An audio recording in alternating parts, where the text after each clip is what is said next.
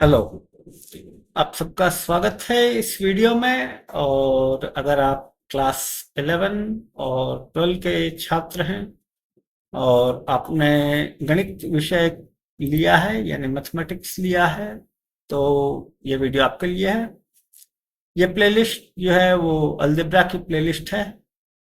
तो जो किताब हम लोग फॉलो करेंगे वो किताब मैंने लिखी है। उस किताब को डाउनलोड करने के लिए आप मेरे वेबसाइट पे आइए, www.ashtabakra.org। और यहाँ ये जो दूसरी लिंक है, इससे आप किताब डाउनलोड कर लीजिए। तो ये किताब मैं आपको दिखाता हूँ। इस किताब को आप देखिए, ये किताब है। तो अगर आप इस किताब को देखेंगे तो इसमें 9 चैप्टर हैं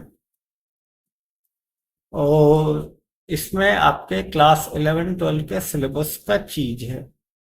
पहला चैप्टर है लॉगरिथम पे, दूसरा प्रोग्रेशन पे यानी अनुक्रम और श्रेणी, तीसरा है कॉम्प्लेक्स नंबर्स पे, चौथा है द्विघातीय समीकरण पॉलिनोमियल थ्योरी ऑफ इक्वेशन से ये।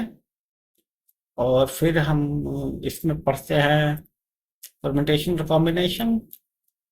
उसके बाद मैथमेटिकल इंडक्शन है और इसमें द्विपद और बहुपद है, डिटर्मिनेंट है और मैट्रिक्स है। तो ये हमारा सिलेबस होगा। अगर आप हिंदी के शब्द सीखना चाहते हैं तो आप क्या कर सकते हैं कि आप ई पाठशाला पे जाइए, गूगल में सर्च कीजिए ई पाठशाला। ये वेबसाइट मिलेगी आपको, आप यहाँ जाइए। थोड़ी वेबसाइट स्लो है ये, क्योंकि गवर्नमेंट की वेबसाइट है तो अपने ही हिसाब से चलती है। तो इस वेबसाइट पे आप जा सकते हैं। यहाँ पे आप जाइए, ई पाठशाला पे क्लिक कीजिए और फिर आप स्टूडेंट्स पे क्लिक कर सकते हैं और फिर आप यहाँ ई टेक्स्ट बुक पे क्लिक कीजिए। उसके बाद आप अपना क्लास 11 या 12 चुनिए। ठीक है, क्लास 11 आप चुनेंगे और फिर आपको मिलेगा सब्जेक्ट। यहाँ पे आप मैथमेटिक्स चुनिए और यहाँ पे आप, अगर आप हिंदी में चाहते हैं, क्योंकि ये वीडियो हिंदी स्टूडेंट्स के लिए है, तो आप गणित चुनिए और गो पे क्लिक कीजिए। तो क्लास 11 का आपको सारा कुछ आएगा यहाँ पे। तो जब आप यहाँ पे आएंगे तो शुरू में आपको ये मिलेगी। तो इसके जो है सिलेबस पे जाइए। ठीक है, विषय सूची। तो आप इसमें पाएंगे कि चैप्टर 8 जो है वो अनुक्रम और श्रेणी है। ठीक है, तो इसके लिए आपको 8 पाठ 8 डाउनलोड करना पड़ेगा। ठीक है, और ये पूरी चीज नहीं है। ठीक है, इसमें कुछ चीजें जो है छूटी हुई हैं। उसके लिए आपको क्लास 12 में आना पड़ेगा और फिर से मैथमेटिक्स चुनना पड़ेगा। तो यहाँ पे आप मैथमेटिक्स पार्ट 1 चुनिए।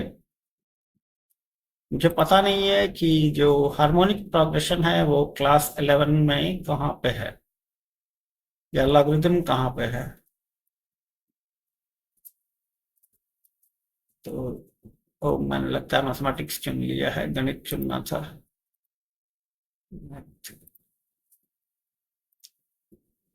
तो हम लोग एनसीईआरटी की किताब को नहीं पढ़ेंगे। एनसीईआरटी की किताब पढ़ने में सबसे बड़ी समस्या ये है कि इसमें बहुत कम सवाल होते हैं।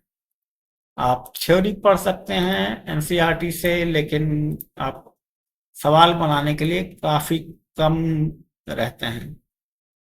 तो हम देखते हैं इसमें कि अवकलज, मेरी हिंदी खुद बहुत कमजोर है। चैप्टर 6 देखते हैं क्या है। लॉगरिथम को हिंदी में परिकलन भी कहते हैं। नहीं, ये तो कैलकुलस है, अवकलज डिफरेंशिएशन है। तो हम गणित 2 देखते हैं, जहाँ पे दिया हो सकता है।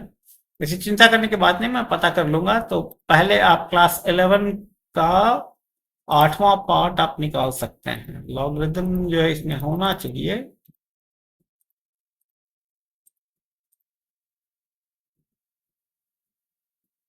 अवकलन, समाकलन,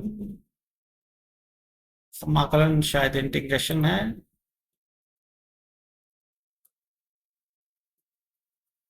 ठीक है, मैं देख लूंगा। तो जो पहला चैप्टर है, जो आप देखिए यहाँ पे, वो है लॉगरिथम। तो हम लोग अगले वीडियो से लॉगरिथम यूज करेंगे, और अगर आप देखेंगे इस किताब को तो आप पाएंगे जैसे लॉगरिथम में 128 सवाल हैं, अ, अनुक्रम और श्रेणी में 441 सवाल हैं। तो मेरी किताब में बहुत सारे सवाल दिए हुए हैं। कॉम्प्लेक्स नंबर में 371 सवाल हैं। इतने सारे सवाल एनसीईआरटी की किताब में नहीं मिलते हैं। तो एनसीईआरटी इसीलिए हम लोग फॉलो नहीं करेंगे। आप सिलेबस के लिए फॉलो कर सकते हैं, पर ये हम लोग मेरी किताब को फॉलो करेंगे। तो सबसे पहले हम लोग लॉगरिथम से शुरू करेंगे। ये किताब लिखी हुई है इंग्लिश में, तो हम लोग हिंदी और इंग्लिश मिलाकर पढ़ाई करेंगे। ठीक है। और अगले वीडियो से मैं पहले थ्योरी बताऊंगा, उसके बाद हम लोग जब सवाल बनाएंगे तो एक वीडियो में 10 सवाल रहेंगे आपके। ठीक है, 10 सवाल हम लोग करेंगे एक वीडियो में, और इस तरह हम लोग आगे बढ़ेंगे। और एक बात और, इसमें आप मेरे वेबसाइट पे आएंगे तो आप यहाँ देखेंगे आपको त्रिकोणमिति यानी ट्रिगोनोमेट्री की भी किताब रेडी है। ये पीडीएफ आप फ्री में डाउनलोड कर सकते हैं। कोई इसमें कानूनी प्रॉब्लम नहीं है, पायरेटेड कॉपी नहीं होगा। इसका लाइसेंस इस तरह से है कि आप इसको फ्रीली डाउनलोड कर सकते हैं।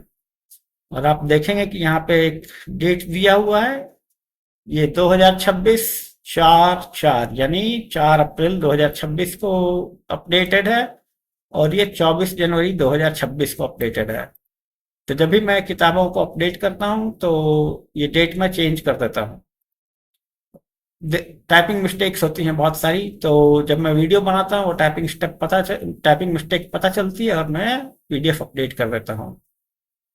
तो इस वीडियो को मैं यहीं रोकूंगा। अगले वीडियो में हम लोग मिलेंगे और हम लोग शुरू करेंगे लॉगरिथम से। ठीक है। तो हिंदी और इंग्लिश मिला के पढ़ाई होगी। ठीक है, किताब इंग्लिश में है। एक आखिरी बात मैं कहना चाहूंगा कि अगर आप क्लास 11-12 में हिंदी मीडियम से हैं तो आपको अंग्रेजी की सीखनी जरूरी है। उसकी वजह यह है कि आप क्लास 11-12 में तो पढ़ लेंगे हिंदी से, उसके बाद से आप शायद आप आईआईटी जेईई भी दे दें हिंदी में। समस्या आपकी आएगी कॉलेज में। कॉलेज में पढ़ाई इंग्लिश में होती है, खासकर आईआईटी में या इंजीनियरिंग कॉलेजेस में पढ़ाई इंग्लिश में होती है। वहां पे प्रोफेसर आपको हिंदी नहीं बताएंगे।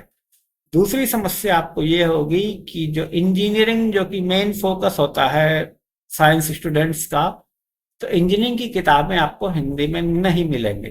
तो ये आपके लिए बढ़िया होगा अगर आप अभी से ही इंग्लिश में पढ़ाई शुरू करते हैं।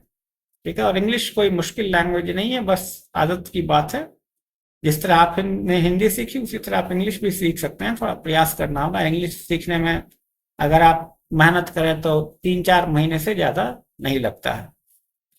तो इसके साथ मैं इस वीडियो को यहीं समाप्त करूंगा, और आपसे कल मिलूंगा अगले वीडियो में, जिसमें हम लोग लॉगरिथम पढ़ाएंगे। वीडियो देखने के लिए आप सबका बहुत बहुत धन्यवाद। आपका दिन शुभ हो, और हम लोग कल मिलते हैं।